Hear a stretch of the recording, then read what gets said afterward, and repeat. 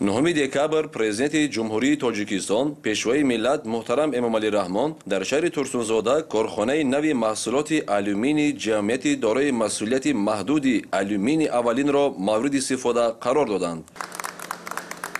корхонаи мазкур аз ҷониби соҳибкори ватанӣ Азизов Хуршед дар якҷоягӣ бо ширкати хориҷии Трекс Муҳандислик ба истиқболи сазовор аз ҷашни бузурги миллӣ 35-солагии истиқлоли давлатӣ дар масоҳати умумии 6.2 гектар замин бунёд шудааст. корҳои бунёдӣ дар корхонаи маҳсулоти алюминӣ аз моҳи октябри соли 2022 оғоз гардида дар муҳлати муайяншуда бо сифати баланд бунёд гардидааст. иншооти нав дар ҳудуди шаҳри Турсунзода бунёд шуда яке аз корхонаҳои муҳими саноати коркарди алюминӣ дар мамлакат ба шумор меравад. иттилоъ доданд ки корхона бо хаттҳои пешрафтаи технологӣ муҷаҳҳаз буда имконият дорад 40 намуд профилҳои алюминӣ ва дар як сол 10,000 тонна маҳсулоти баландсифат истеҳсол намояд. бо ба кор даромадани корхона барои сокинони маҳаллӣ 160 ҷойи кори доимӣ омода шудааст. мо дар раванди кор технологияи нави коркард ва коркарди дуюмро истифода мебарем ки сифати нихонии маҳсулотро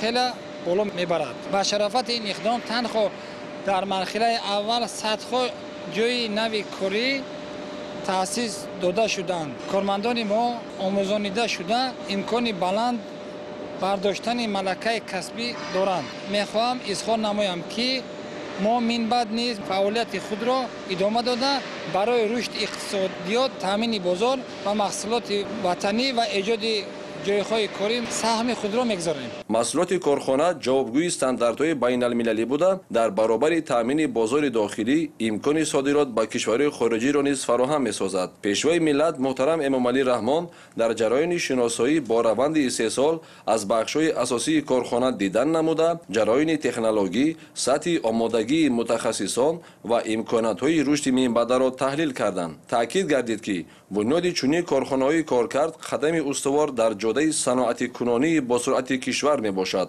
ифтитоҳи ҷамъияти дорои масъулияти маҳдуди алюминии аввалин боз як қадами муҳими амалисозии сиёсати созандаи роҳбарияти давлат дар роҳи таҳкими иқтидори иқтисодии Тоҷикистон арзёбӣ мешавад. дар Фарҷом сарвари давлат муҳтарам Эмомалӣ Раҳмон аз намоиши маҳсулоти корхонаҳои саноатии шаҳр дидан карданд. дар он корхонаҳои маҳаллӣ маҳсулоти худ, навовариҳо ва имкониятҳои истеҳсолиашонро ба намоиш гузоштанд. зимни шиносоӣ сарвари давлат муҳтарам Эмомалӣ Раҳмон ба масъулин доир ба рушди минбаъдаи саноат, коркарди ашёи хоми ватанӣ бахусус алюминии аввалия, ивази воридот ва афзун намудани ҳаҷми содироти маҳсулоти тайёр дастуру тавсияҳот доданд.